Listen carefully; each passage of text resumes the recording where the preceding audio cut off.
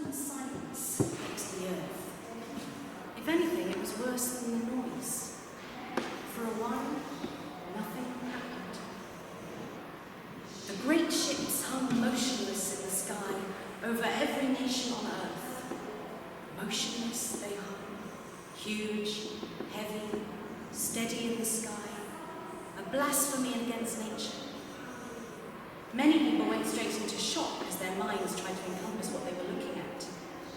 The ships hung in the sky in much the same way that bricks don't. And still nothing happened. Then there was a slight whisper, a sudden spacious whisper of open ambient sound. Every hi-fi set in the world, every radio, every television, every cassette recorder, every woofer, every tweeter, every mid-range driver in the world quietly turned itself on. Every tin can, every dustbin, every window, every car, every wine glass, every sheet of rusted metal became activated as an acoustically perfect sounding board. Before the Earth passed away, it was going to be treated as the very ultimate in sound reproduction. The greatest public address system ever built. But there was no concert, no music, no fanfare, just a simple message.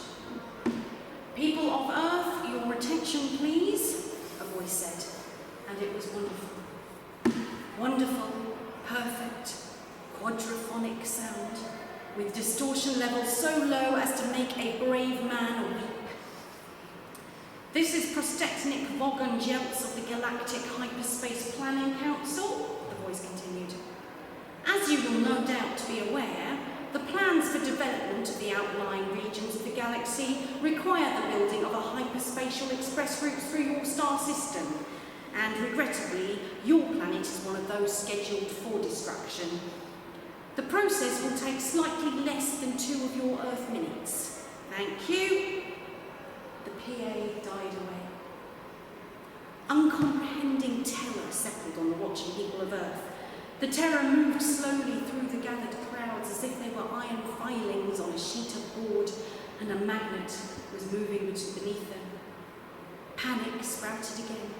Desperate, fleeing panic, but there was nowhere to flee to. Observing this, the Vogons turned on their PA again.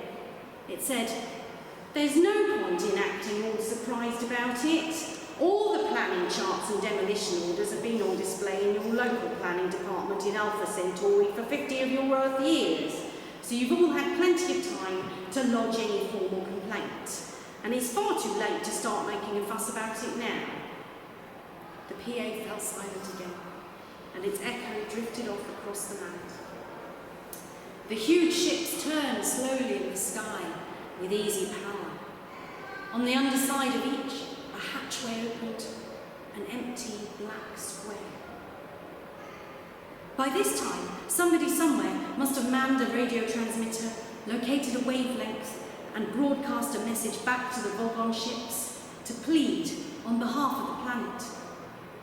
Nobody ever heard what they said. They only heard the reply. The PA slammed back into life again. The voice was annoyed. It said, "What do you mean you've never been to Alpha Centauri? For heaven's sake, mankind. It's only 4 light years away, you know. I'm sorry, but if you can't be bothered to take an interest in local affairs, that's your own lookout. Energize the demolition beams." Light poured out of the hatchways. "I don't know," said the voice on the PA. "Apathetic bloody planet, I've no sympathy at all." It cut off. There was a terrible, ghastly silence.